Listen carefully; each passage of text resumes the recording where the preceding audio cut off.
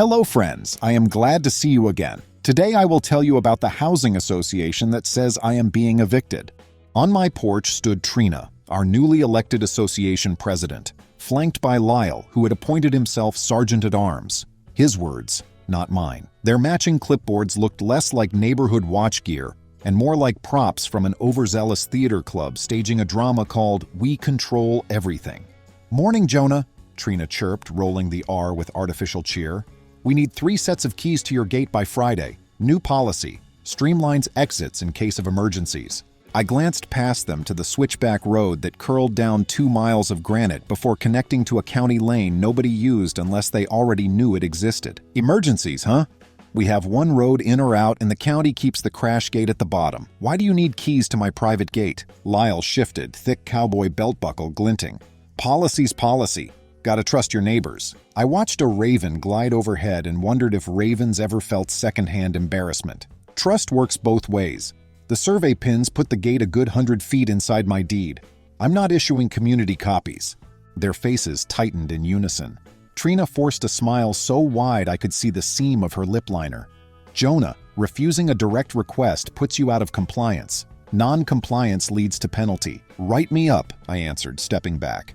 Before closing the door, I added, "And I do trust my neighbors, just not folks who call themselves sergeant-at-arms." The door latch clicked. The showdown should have ended. But, like ice seeping into hairline cracks, the HOA took hold quietly first, and then with a boom. I'd bought the cabin 11 years earlier, back when the ridge was a scattering of independent plots and hardy owners who spent more time mending fences than arguing about paint shades. Then came a wave of vacation home investors and, inevitably, the call for a formal structure. I'd resisted the HOA from day one, voting no every chance I got. Still, I was outnumbered by absentee landlords who thought an association would babysit their rental guests. When Trina won the presidency, she promised beautification and safety audits. Translation: uniform porch lights and a ban on vehicles older than 10 years in view. She'd tossed a glossy proposal packet on my porch like some missionary tract. I used it to start last winter's first fire. The key demand felt like a weird escalation, but weird escalations became Trina's brand. That week alone, she had issued fines for a hanging hammock, visual clutter, open discussions about banning charcoal grills, environmental hazard, and told Marisol 3 lots down that her kid's sidewalk chalk violated approved pigmentation standards. Folks grumbled but paid.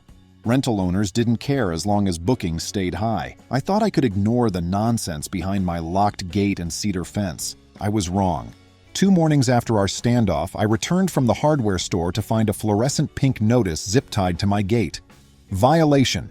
Immediate action required. Below, in smaller text, failure to comply with key policy subjects property holder to progressive sanctions. Sanctions? The only sanction I respected involved judges and gavels. I snapped a photo, tossed the notice in the back seat, and drove to the county clerk's office. The clerk, Miss Danner, was the sort who filed her nails between stamping deeds, but she perked up when I showed her the picture. "They can't fine you for refusing to surrender a key to private property you alone own," she said, adjusting cat-eye glasses. "You might look at your bylaws, but that smells like overreach." I grinned. "Thought so. I'll keep this handy." I should have framed Miss Danner's words because 3 days later an unmarked envelope arrived, slid under my gate like contraband. Inside rested a single-sheet proclamation on HOA letterhead. Notice of eviction. Immediate vacancy required. No signature, no legal citation, no court stamp, just a typed statement that I had 36 hours to clear out for willful endangerment of association safety. At first, laughter bubbled up. Eviction? From my own home? My mortgage was long paid off, and the title sat in my safe. Yet under the laughter churned anger. Abuse of authority, no matter how toothless, gnaws at something primal. I spent that night drafting emails to the sheriff, the county assessor, and a real estate attorney named Gretchen, who once helped me wrangle a boundary dispute. Before hitting send, I attached the eviction notice and a timeline of events. Then I poured a bourbon, stepped onto my deck, and watched storm clouds rope themselves across the sunset. Morning broke with diesel engine coughs. I threw on boots and jogged down the drive. A moving truck idled outside my gate. 2 guys in blue jumpsuits heaved dollies. "Can I help you?" I called. One worker checked a clipboard. We've got an order for a scheduled eviction. Says belongings to be moved to storage in town. Wrong address, I said, voice firm. You're trespassing. Gate stays locked. Sheriff's on the way. He glanced at the steel-reinforced gate, at me, and then at the mile of slope behind him. We don't want trouble. Dispatch gave us this work order. I'm sure they did, I replied. The HOA doesn't have authority. Leave before you're complicit in unlawful entry. The men exchanged looks, muttered apologies, and clambered back into the cab. Tires spit gravel as they reversed down the road, passing the sheriff cruiser creeping up the hill. Deputy Owens rolled his window down. Mornin', Jonah, we got your email. He tipped his hat. Eviction order with no court backing is worthless. You want us to talk to him? Yes, please, and I'd like to file a trespass report against whoever issued that work order. You bet. As Owens radioed dispatch, a second line buzzed on his dash. He answered, listened, then sighed. Sounds like your HOA filed a complaint claiming you threatened their board. Said you brandished a weapon. My heartbeat skipped. I never even showed a pocket knife. Owens nodded. Figured, but we still gotta check. Mind if I step inside the gate and confirm you're unarmed? Come on in. Owens documented my empty hands, peeked around the porch, and left satisfied. He promised to add the false report to my growing file.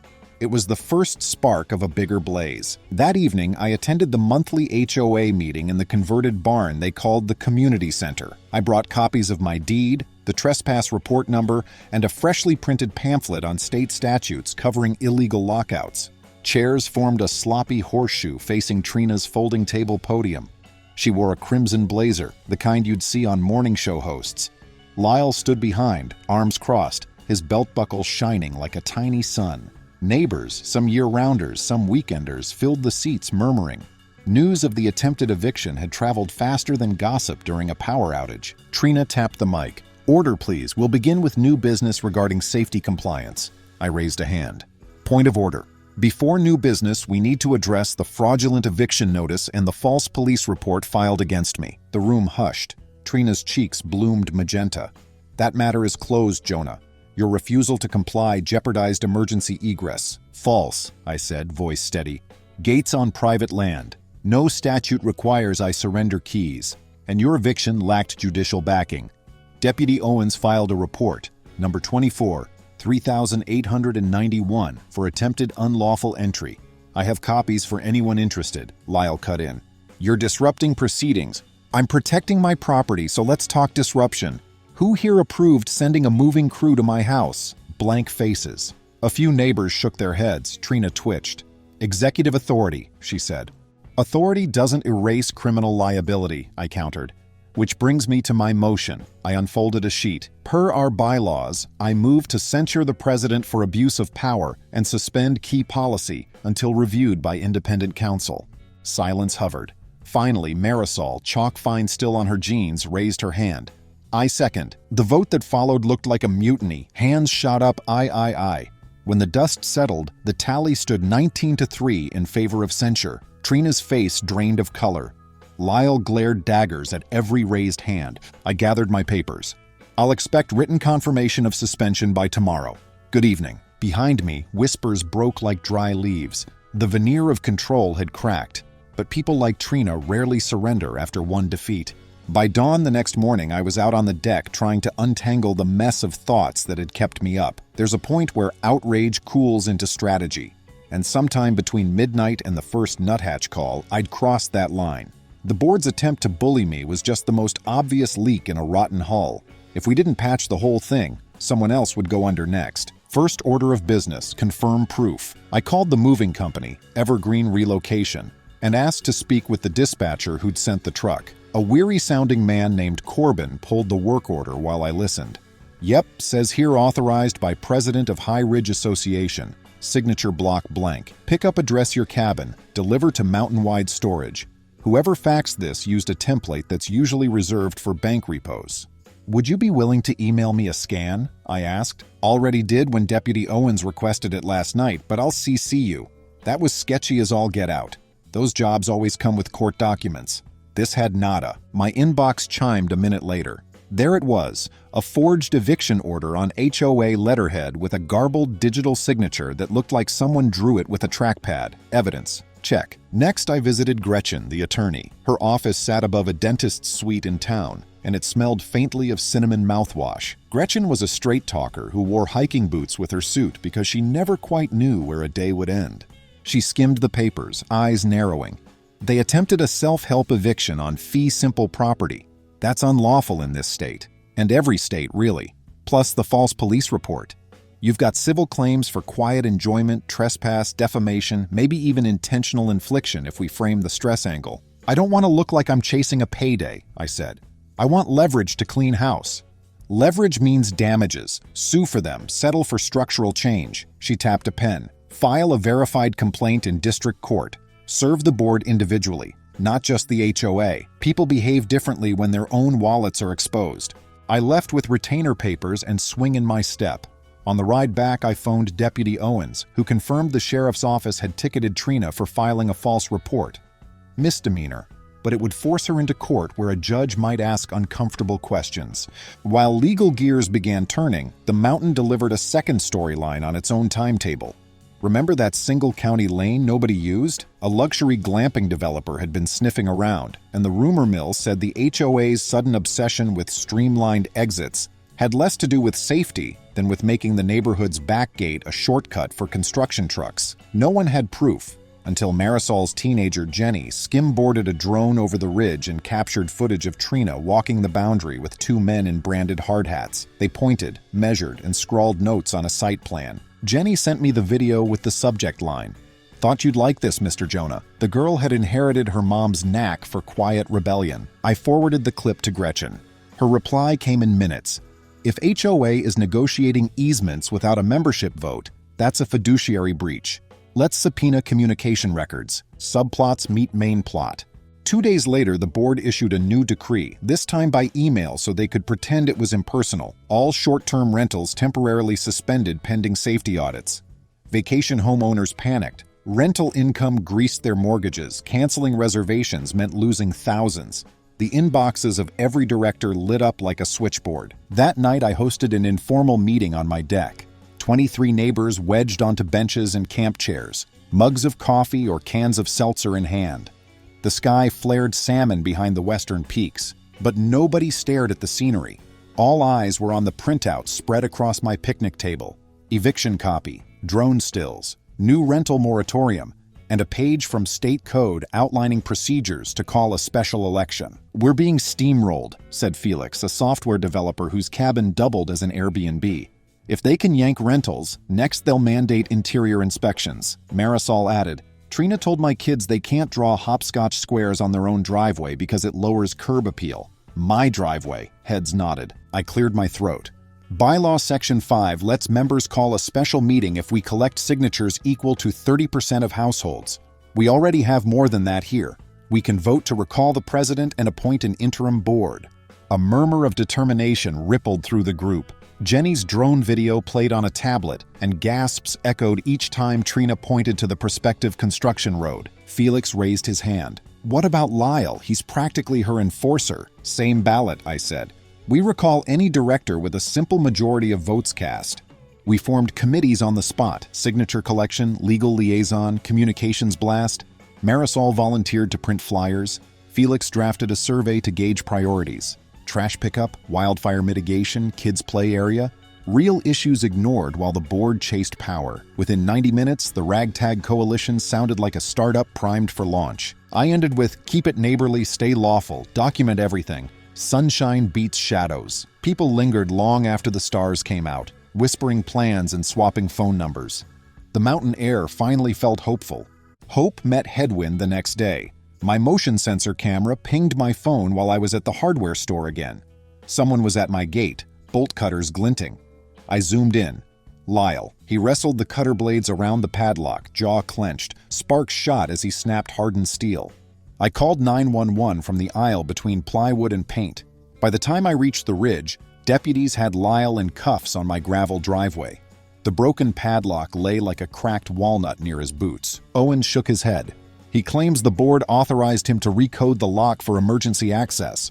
That obviously doesn't fly. Lyle glared. This is harassment. Association policy supersedes, not criminal statutes, Owens cut in.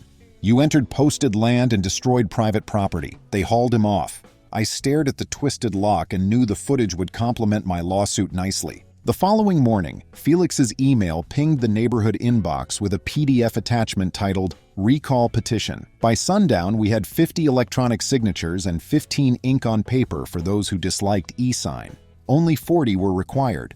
We notified the board of the special meeting set for 2 weeks hence in the community barn, same room where Trina had tasted censure. The board responded with a cease and desist letter drafted by an attorney whose stationery boasted a gold foil scale of justice. It accused the rogue committee of defamation and threatened personal liability for destabilizing governance. Gretchen laughed so hard I thought she'd spill her coffee. They just stepped in it, she said. You can't threaten punitive action for exercising statutory rights. We'll file an anti-slap motion if they sue. Still, some neighbors wavered. Retiree couple Buck and Susan worried about litigation costs. I visited them with Owens's incident report and the drone footage. Susan, a former school librarian, read every line, then set the pages down and quietly signed the petition. Bullies thrive on silence, she said, not anymore. During this whirlwind, another subplot cracked open. Coach Allen, everyone called him Coach though his kids were grown, noticed orange survey ribbons near the community well. Digging through county permits, he discovered a request to expand the well's easement to serve commercial hospitality. Name on the application, Trina Malloy. She'd applied as property representative, but nowhere did it state association approval. Coach arrived at my porch waving the document like a referee flag. This is the smoking gun, he declared. She's selling our water without permission. I forwarded the permit to Gretchen. Her reply, add breach of fiduciary duty count. Seek injunctive relief to halt permit. By this point, our complaint was thick enough to wedge a door open. The recall meeting finally arrived on a thunder-thick evening. Bolts flickered across distant ridges as members filed into the barn. I'd positioned copies of evidence on the sign-in table. Trina sat at the front beside 2 empty chairs, Lyle's seat and Vice President Carley's, who'd quietly resigned a day earlier claiming personal conflicts. Trina's blazer was navy this time, but her smile had cracks like glaze on old pottery. Per bylaw rules, the eldest member present chaired the meeting. That honor fell to Miss Orla, an 81-year-old retired paramedic who walked with a cane and took no nonsense. She called us to order, summarized the recall motion, and opened the floor for discussion. Trina sprang up. Before this circus proceeds, I demand each member state full name for the record. There have been fraudulent signatures. Felix interrupted.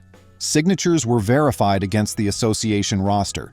Shall we move to questions about conduct? Hands shot up. Susan asked why the board hid the water permit. Buck queried the cost of defending false police claims. Marisol demanded explanation for chalk fines when the bylaws never mentioned driveway art. Each time Trina dodged or blamed a committee. Then it was my turn. I stood, held up the broken padlock. This is evidence of criminal trespass ordered verbally or implicitly by our president. The sheriff's office will testify. Does anyone believe a leader who destroys property deserves to keep authority over it? A hush settled. From the back, someone whispered, "Vote." Miss Orla tapped her gavel, a repurposed wooden ladle. Ballots have been distributed. Mark yes to remove, no to retain. The rustle of pens on paper sounded like wind through dry leaves. Tension thickened until every folded ballot lay in the wicker basket. 2 volunteers, Jenny and Coach, counted at a side table. Jenny's eyebrows lifted as the stack dwindled. Coach announced, recall passes, 43 yes, 5 no, 2 abstain. Lightning cracked outside, perfectly timed. Miss Orla nodded. Per bylaws, vacancies will be filled by nomination and majority vote of membership tonight. Names flew. Marisol for president, Coach for safety chair, Felix for treasurer. I declined a board role, preferring watchdog freedom, but agreed to lead a bylaws review committee. Within 20 minutes, High Ridge Association had new leadership. Trina remained seated, stunned. Lyle's chair, still empty, seemed to taunt her. Finally, she rose. This meeting is illegitimate. My attorney will— Your attorney, Miss Orla cut in, may read the bylaws. Meeting was duly noticed, quorum achieved, vote tallied. You're relieved of duties effective immediately. Please hand over association assets within 72 hours. Trina's mouth opened, shut, opened again. She grabbed her binder and marched into the storm. Raindrops hammered the tin roof, muffling her car's angry acceleration. Punishments seldom end tidy, but ours took form quickly. The county clerk, notified of the well permit shenanigans, froze the application pending a fraud investigation. Without that water source, the glamping project pivoted to search elsewhere. Investors vanished like soap bubbles. Lyle faced arraignment for criminal property damage. His plea deal included restitution for my gate, 40 hours of community service, and a year of probation prohibiting him from holding any HOA office. Gretchen filed suit in district court naming Trina, Lyle, and the HOA, now under Marisol, as defendants. The last purely so insurance would cover judgment. Marisol's board voted to stipulate liability on the association's part solely for coverage purposes, then cross-claimed against the former directors. Trina's insurer balked at willful misconduct and dropped her. Facing six-figure exposure, she capitulated to mediation, signed a personal apology, paid my legal fees, and agreed to a permanent injunction barring her from serving on any homeowner's board in the state for 10 years. The association rewrote its bylaws: less power concentration, more transparency. Emergency egress keys became a volunteer registry. If you choose to share, you note it on the map. No enforcement, no fines.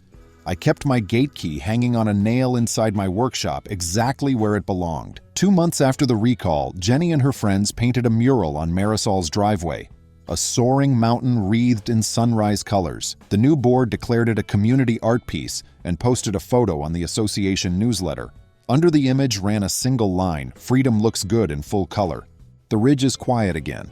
Summer storms roll in, hummingbirds duel over the feeder, and sometimes when I see the locked gates silhouetted against a pink sky, I remember Trina's demand and laugh. Biggest mistake indeed. 6 quiet, pine-scented months slid by before the mountain reminded us that calm is never the default up here.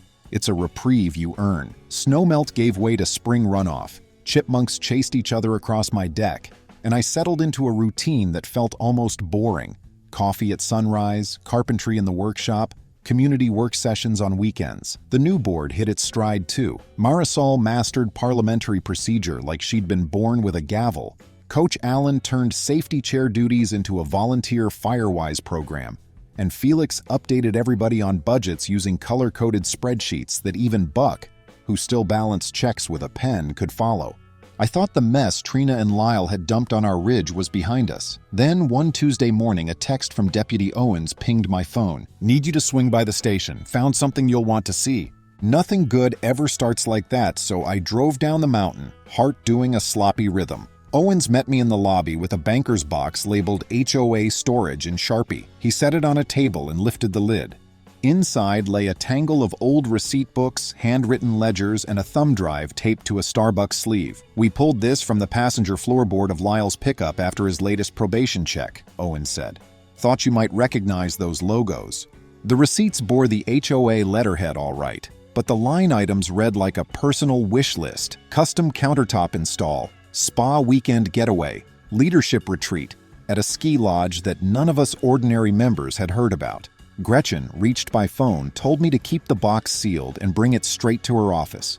She'd already subpoenaed bank statements in the civil case.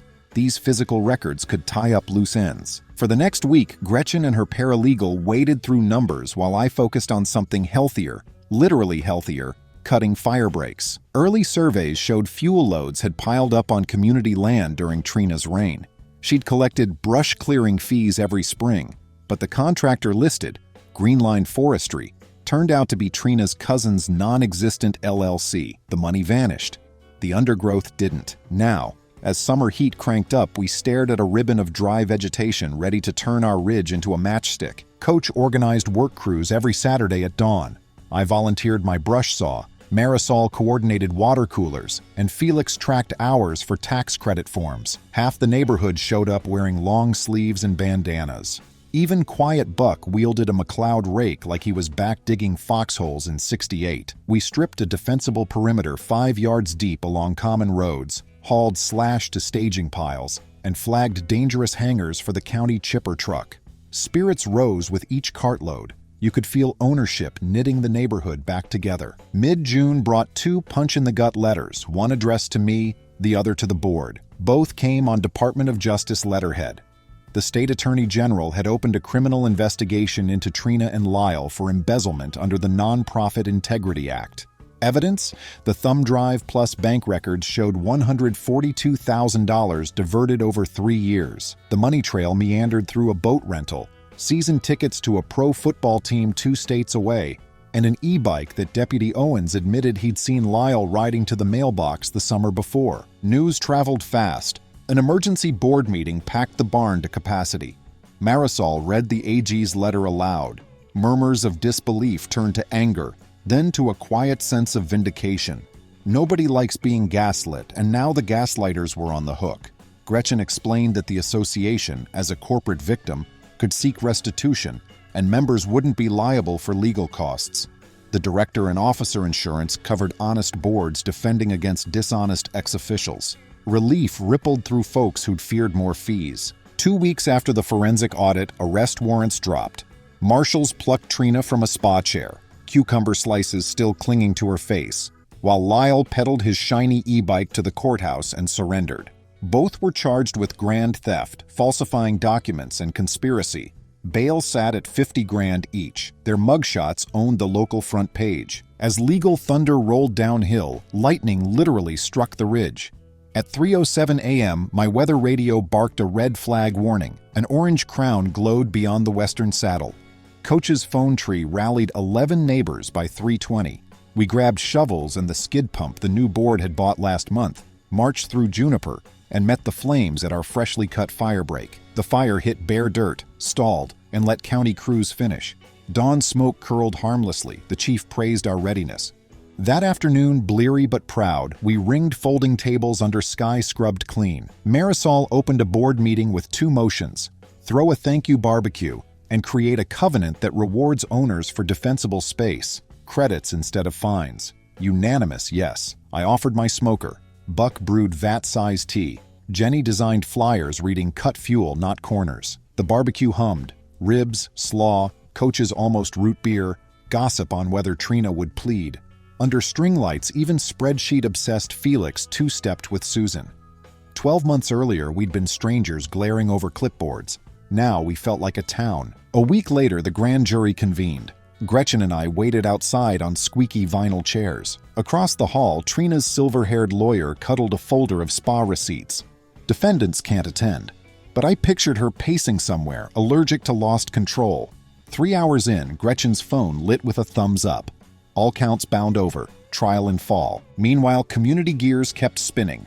Jenny's drone club mapped fuel loads, Coach supervised safe burns, and Marisol landed a grant for a generator at the well house. A state newsletter ranked our HOA second in volunteer engagement. Sweet irony. August brought Gretchen's call, settlement offer. Trina's insurer would pay $85,000 and Lyle $35,000, plus both would accept a 15-year ban from any nonprofit board. I agreed, on condition they fund county-wide financial literacy workshops. They blinked, then signed. Labor Day's open gate art crawl, once targeted as an eyesore, returned bigger than ever. Mid-afternoon, a dark SUV paused at my gate. Through tinted glass, I caught Trina's profile. She gripped the wheel and rolled on. Some boundaries don't need locks, they police themselves. Trial opened in November. Reporters drooled for corrupt mountain elite headlines, though most of us drove rusty pickups. The prosecution's case sang, accountants traced every dime. Owens played body cam of Lyle cutting my lock. Jenny's drone footage loomed on a projector. I described the fake eviction. The defense painted me disgruntled, until I noted they'd once fined my porch swing as an unapproved accessory. Even the judge laughed. Jury out less than 3 hours, guilty across the board. December sentencing felt like a snow-dusted assembly. Trina drew 4 years, parole possible after 2, plus $60,000 restitution. Lyle got 18 months and mandatory wildfire labor with the forestry crew. Ironic community service. Both lost voting rights in any nonprofit for a decade. Winter galvanized us. We raised the no-key pavilion from beetle pine logs, framed the dented padlock in a shadow box, and bolted up a brass plate. Rights outlast keys. Monthly ledgers went online for every homeowner to see.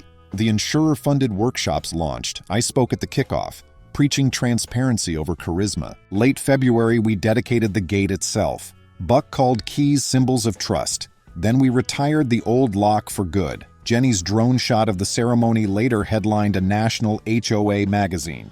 Proof association tales can end well. Spring returned gentle. One violet evening, Marisol, blissfully clipboard-free, announced dues would drop 10%. She teased, "Share any extra keys yet?" I'd quietly copied one for Coach, Marisol, and Miss Orla.